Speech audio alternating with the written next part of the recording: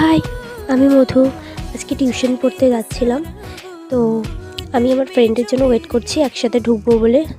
ও কিছুক্ষণের মধ্যেই চলে আসবে। তো তারপরে চলেও এলো। তারপরে ছুটি হয়ে গেছে, ছুটি হওয়ার পর আমরা দুজনে ঘুরোঘুরি করছি। একটু আমরা ঘুরি, মানে যেদিন দুজনে একসাথে পড়া থাকে আমরা ঘুরি। আর আমি বলছি এখানে আমি ফুচকা খাবো, অন্ধকারে মুখটা পুরো ভূতের মতো লাগছে। তো এই আর কি। তারপর তোমাদের একটা জিনিস দেখাই, এই ফুলটার নাম কি কমেন্টে অবশ্যই লিখবে। আশা করি ছাতিম ফুল গাছ। ভীষণ ডিপ গন্ধ এর, একদম বিচ্ছিরি লাগে।